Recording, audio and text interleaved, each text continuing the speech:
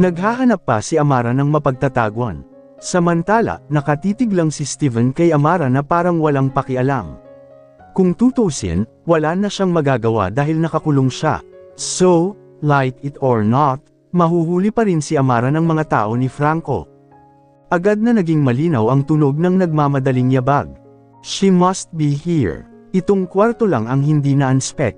Mas malinaw ang boses nila sa tenga nina Steven at Amara. Pagkatapos noon ay nakita ni Steven ang isang flashlight na patungo sa dulo ng bulwagan. Nakita ni Steven si Amara na nasa sulok ng dingding. Sana hindi siya mahanap ng mga tao ni Franco. Pero wishful thinking lang iyon ni Amara dahil sa sumunod na pangyayari ay agad na na-highlight ng flashlight ang mukha ni Amara.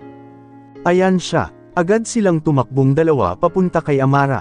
Bakas sa mukha ng dalawang tao ang gulat dahil alam ni Amara kung nasaan si Steven. Nagmura ang mayordomo. Hindi dapat malaman ni Amara o Ivana ang tungkol sa lugar na ito. Sayang naman at huli na. Umaasa na lang siya na hindi nakita ni Amara ang kinaroroonan ni Steven. Sa kasamaang palad, nang tumingin siya sa silid ng kulungan ni Steven, kitang-kita ang lalaki. Nakatitig sa kanya ng patago. Muli, nanumpa ang mayordomo. Ibig sabihin, alam na ni Amara na nandyan si Steven. Dalhin mo siya, utos ng mayordoma sa security guard. Opo, Ginoo. Tumingin si Amara sa security guard na may masamang tingin. Anota, magagalit si Franco dahil ganito ang pakikitungo niyo sa mga bisita niya. Sabi ni Amara habang nagre-rebel. Tumingin ang mayordoma kay Amara. Sa kasamaang palad, naapektuhan siya nang sinabi ni Amara. Sa katunayan, hindi nila maaaring tretuhin si Ivana o Amara ng halos. Napatingin ang butler sa security guard. Nagbibigay ng senyales na may titig na agad na iintindihan. Halika na, miss. Hinihintay ka na ng lady mo dyan sa taas. So, nahuli muna si Lady Ivana ha. Bago talaga umalis doon, nagpalitan ng tingin sina Amara at Steven. Ang mahalaga alam ko na talaga na nandito si Steven. Sinundan ng eyeballs ni Steven ang pag-alis ni Amara hanggang sa tuluyang mawala sa paningin niya. At nang tumingin siya sa unahan ay nasa harapan na niya ang butler. Nakatitig kay Steven ng matalim na tingin. Nakalimutan na ng butler na galit din si Steven sa kanya kaya hindi na siya maabutin ni Steven kaya naman, nang magkaroon ng pagkakataon si Steven ay agad na lumabas ang kamay niya at mabilis na dinala palapit ang katawan sa kanya. Laking gulat ng mayordoma, pumikit siya, malakas na tumama ang ulo niya sa mga bakal. Parang huminto ang puso niya sa mga sandaling iyon. Nagmura ang mayordoma, madaling inikot ni Steven ang katawan na ngayon ay nakaharap na sa kanya ang likod nito. Pagkatapos ay inilak ni Steven ang galaw ng butler sa pamamagitan ng pagdiin sa kanyang leeg gamit ang isang kamay. Sa sobrang lakas na nahihirapan huminga ang mayordomo. Nanlilisik ang kanyang mga mata. Ang kanyang bibig ay sinusubukang sumigaw at humingi ng tulong. Ang paggalaw ng kanyang kamay ay humiling sa security guard na bumalik. Sa kasamaang palad, dahil nakakamatay ang lock ni Steven, napakahirap para sa mayordoma na gawin iyon. Habang si Steven sa malamig na titig na iyon ay lalo pang lumakas ang kanyang lakas. How dare you stare at me like that? Sino ka ba sa tingin mo? Bulong ni Steven. Ang bulong na iyon ay talagang nagpapahina sa mayordoma.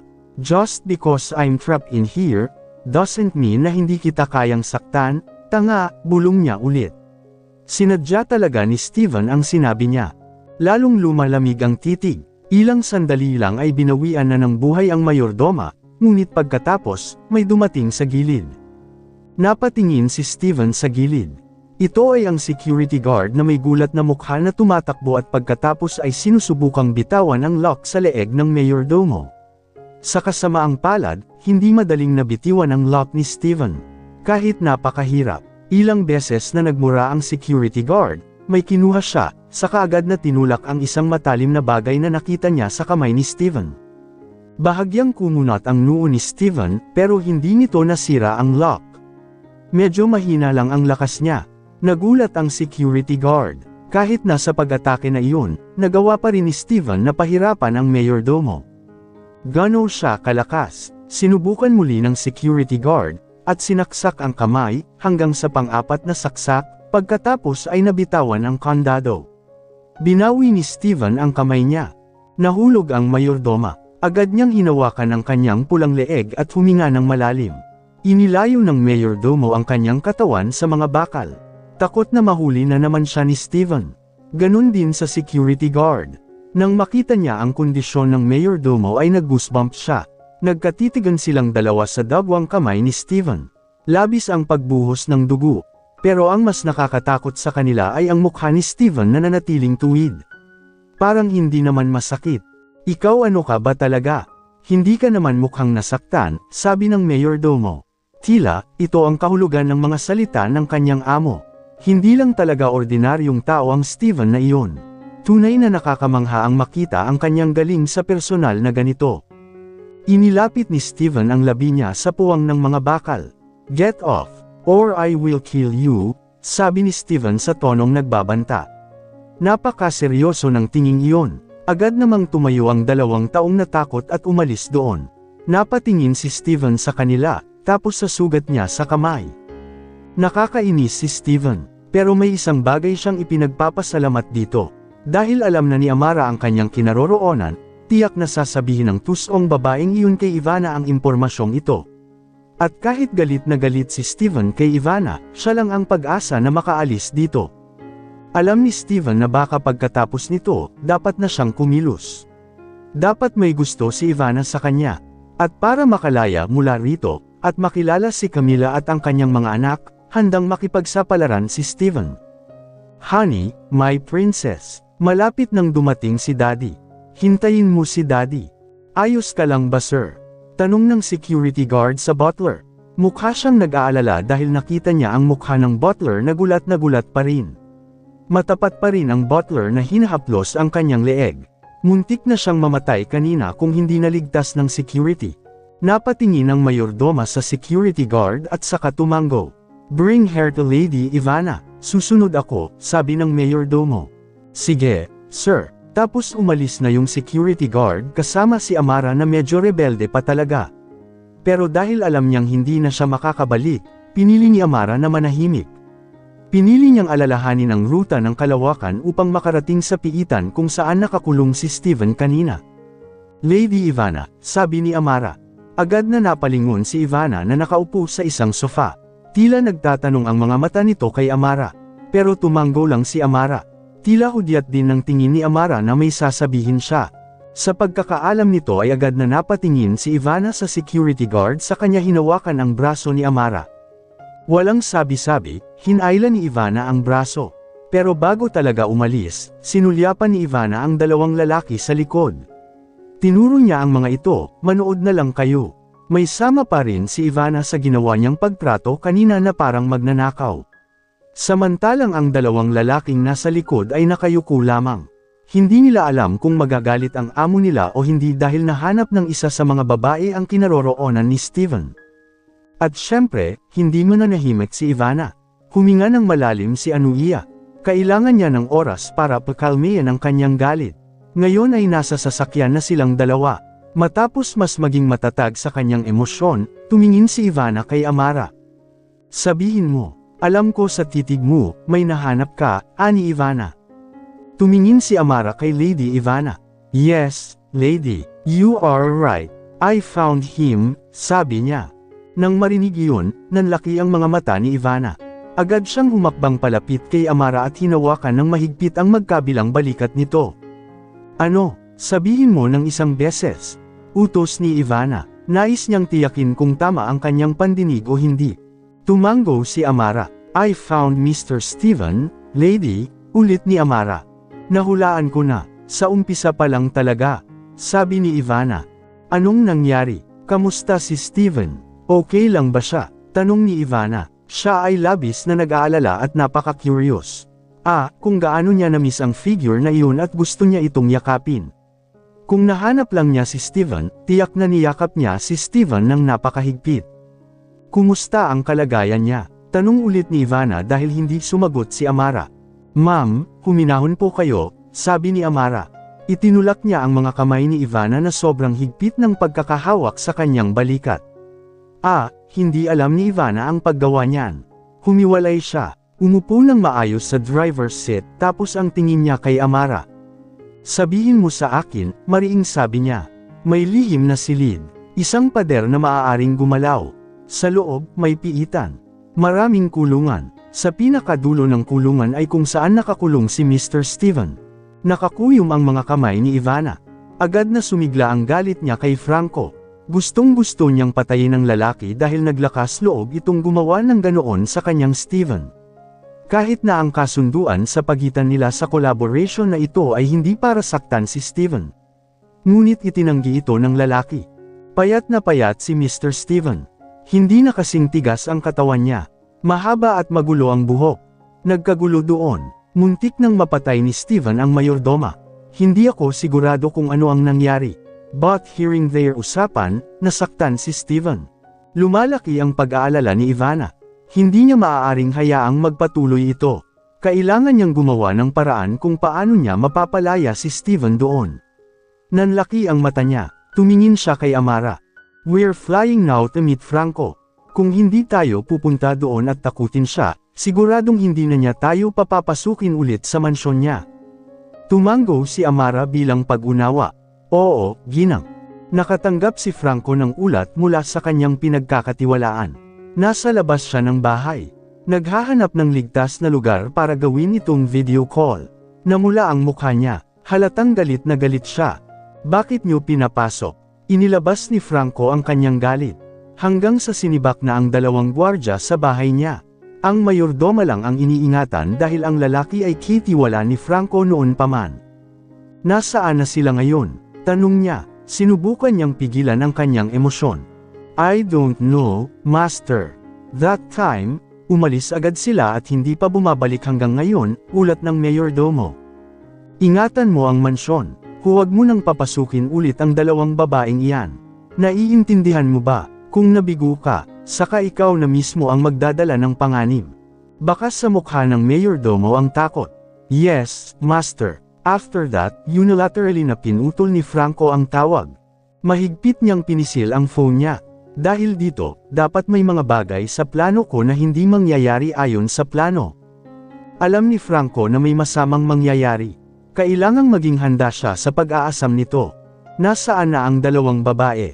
Sinubukan silang tawagan ni Franco. Ngunit ang dalawa sa kanila ay ganap na hindi maabot. Umaga as usual, dumating si Franco sa opisina. Napakagandang pagtanggap niya noong una siyang bumalik. Binati ng may paggalang at init na hindi kailanman bago. Nagkakaroon siya ng meeting sa lunch kasama ang business partner niya. Ang lahat ay tumatakbo ng maayos. Walang naging problema hanggang sa makatanggap siya ng mensahe mula sa isang taong ilang araw nang nawawala. Binasa ni Franco ang mensahe, at agad na nanlaki ang kanyang mga mata. Mahigpit niyang pinisil ang phone niya. Naguguluhan siyang tinignan ng sekretarya sa pagbabago ng mukha ng amo. Lumapit siya at bamulong, Sir, are you okay? Tanong niya, may mapagmahal na tono sa tanong. May interes pa yata ang secretary kay Boss. Sandaling sulyap lang si Franco. Sir, let me talk with my secretary, Anya. Tumango ang kliyente, tinanggap si Franco. Yes, sir. May importante po ba kayong gustong sabihin? Tanong ng sekretarya. Namula ang pisngi niya. Ngunguso lang si Franco. Medyo naiinis din. Ano ang mararamdaman ni Steven na ligtas na magtrabaho kasama ang isang sassy na babae tulad nito? But Franco has to admit, really, that the way she works is really good. Deft at halos perpekto. I have urgent business. Ikaw na ang bahala sa aming isang kliyente. Gotta get a deal. This is a big project and will be very profitable for the company. You understand? Tanong niya. Opo, Ginoo. Sige. Pagkatapos noon ay magalang na nagpaalam si Franco sa kanyang kliyente. Buti na lang naintindihan ng kliyente. Ngayon ay nakasakay na si Franco sa kanyang sasakyan. Sa wakas, nailabas na ni Franco ang kanyang emosyon. Sinukat niya ang manibela. Nakatanggap siya ng mensahe mula kay Ivana na nagsasabi sa kanya na narito na siya. At ang higit na nagparamdam sa kanya ay ang pagbabante ni Ivana sa kanya. Ipinadala ng babae ang kanyang larawan malapit sa bahay ni Steven. Nagbabanta na ibibigay niya kung anong impormasyon ang alam niya kay Camila. Sa kasamaang palad, sa isang sitwasyong tulad nito, tiyak na sapat na si Camila para paniwalaan ito. Dahil napagtanto ni Franco na may hinala talaga si Camila. Kasalanan niya ang lahat ng ito dahil hindi perpekto ang kanyang pag-arte. Kaya naman sobrang ingat na si Franco ngayon. Hindi nagtagal ay sinagot na ang tawag. Nasaan ka? Magkita tayo. Sa ibang lugar, kasama ni Ivana si Amara. Nasa sasakyan sila. Nakaparada ang sasakyan nila malapit sa bahay nila Steven. Napangiti si Ivana nang makita ang pangalan ni Franco sa screen ng kanyang cellphone. Ipinakita niya ito kay Amara. Bahagya ding napangiti si Amara. Alam kong hindi niya papansinin ang pagbabante, sabi ni Ivana. Tumanggo lang si Amara. Bilasan mong kunin ang telepono, lady. Na-curious talaga ako, sabi ni Amara. Hindi umimik si Ivana, sinagot niya ang tawag. Dumiretso si Franco sa puntong nagtatanong kung nasaan na siya. Napangisi si Ivana. You know exactly where I am, sagot niya sa sobrang inis na tono sa tenga ni Franco. Alam ni Ivana na sobrang nagpanik si Franco. Let's meet. Don't do anything you say in the text. We'll talk about it. We made a deal, ani Franco. Ikaw ang lumabag sa kasunduan. How dare you treat the man I love like that, you fool. You think I can't do the same way. I can do that to Camila and treat her the same way. Ginawa mo kay Steven, sabi ni Ivana. Alam ko, Ivana. Magkita tayo ngayon. Pag-uusapan natin ito. Huwag mong guluhin ang mga plano ko. Inilibot ni Ivana ang kanyang mga mata. Kung gayon igalang ang aking plano. Alright. Now let's meet. Hindi tayo hahanap ng solusyon kung sa phone lang tayo mag-uusap. Sa gusto o hindi, nagkita sila. Sinabi ni Franco ang lugar kung saan sila magkikita. Sa silid ng VVIP, tanging sina Ivana, Franco at Amara lang ang naroon. Humalukip-kap si Ivana sa harap ng kanyang dibdib. Tumingin siya kay Franco ng matalim na tingin. Ibigay mo sa akin si Steven. At itatago ko ang sekreto mo, sabi ni Ivana. Natahimik si Franco. Sa ilalim ng mesa, naikuyom niya ang kanyang mga kamao. Hindi pwede, sagot ni Franco. Ano, makinig ka muna, mabilis na sagot ni Franco. Kapag nakalabas si Steven, tapos guguluhin niya ang mga plano ko. Pupunta siya dito. And everything will really fall apart. Both you and I, our plan will fail. You want it to happen. Hindi ba dapat ang una nating gawain ay ang saktan ang mga quintuplets? Tanong niya. May gininto ang pagkakataon tayo ngayon. Kasama ko sila sa bahay. Alam ko ang bawat aktibidad nila. Alam ko kung nasaan sila. Sobrang kumikita yun, di ba? Habang ginagawa ko ang trabaho ko. Kailangan nating makulong si Steven, ani Franco. Actually, totoo rin ang sinabi ni Franco. Pero hindi pa rin niya nakikita si Steven sa ganoong kalagayan ng paghihirap. I agree on that, pero hindi ko pa rin nakikitang nahihirapan ang lalaking mahal ko.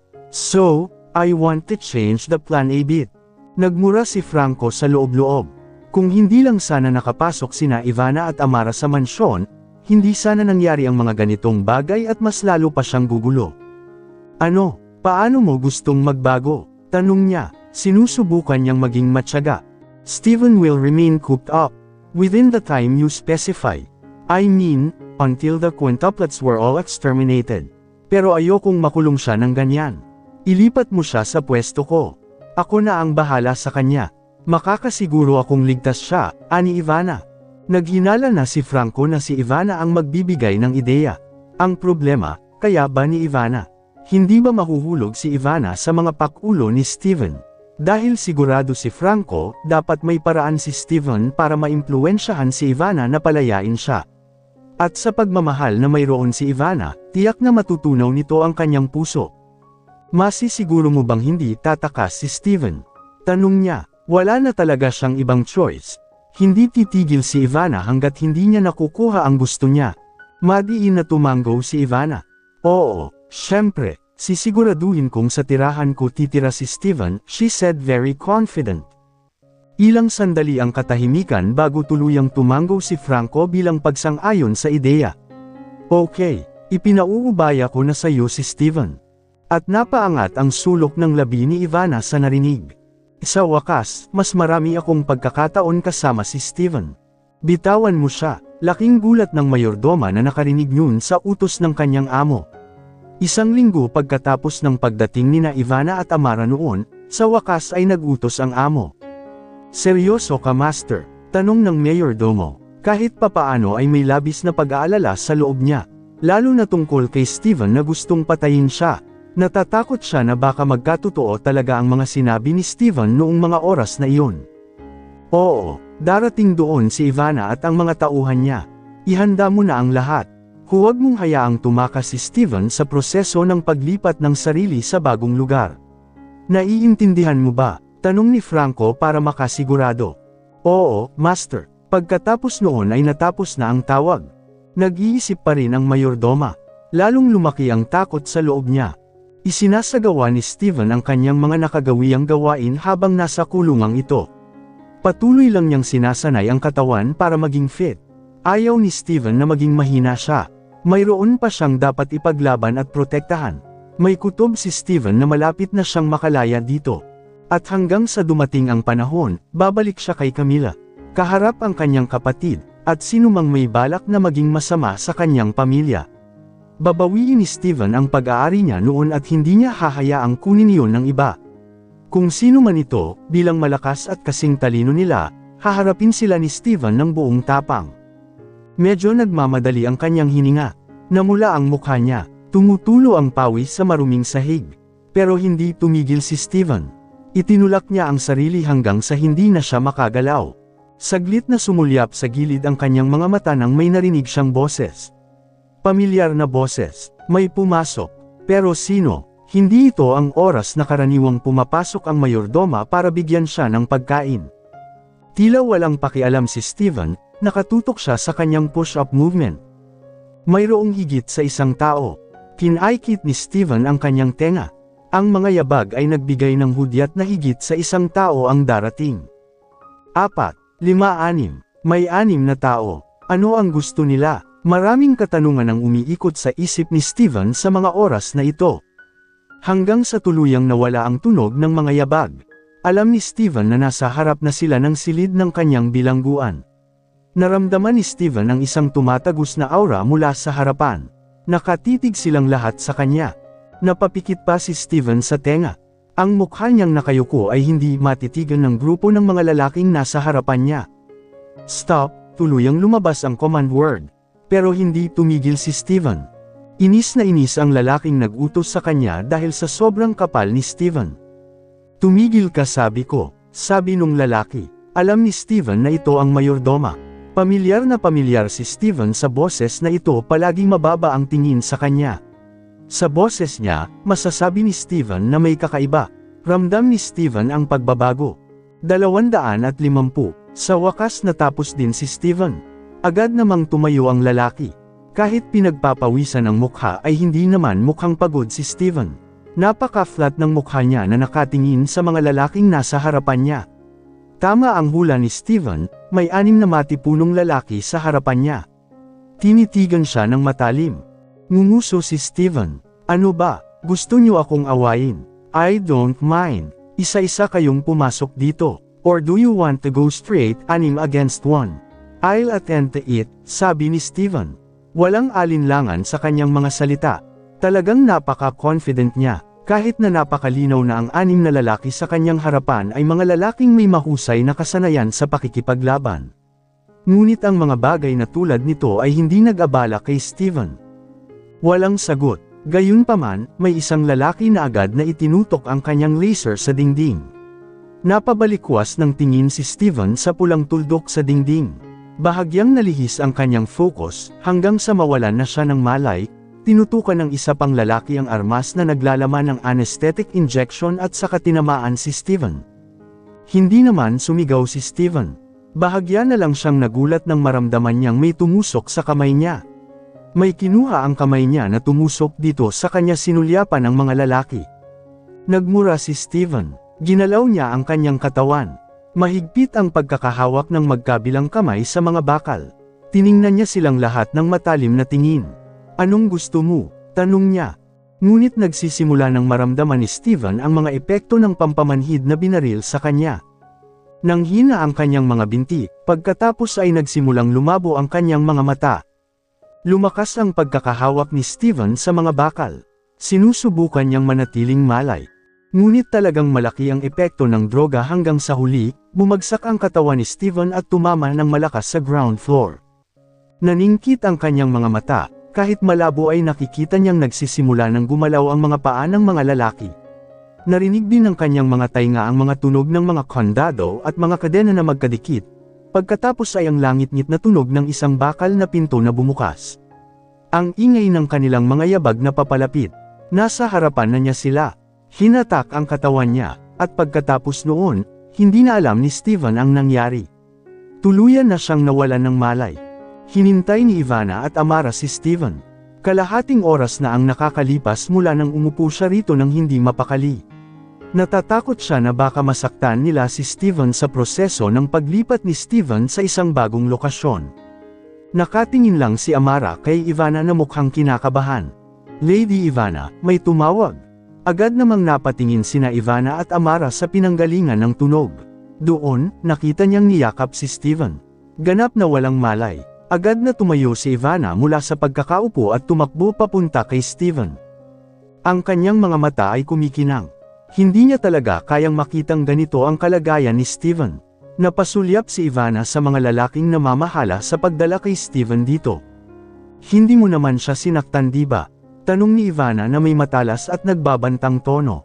Hindi, ginang. Ayon sa iyong kahilingan, sabi ng mayordomo.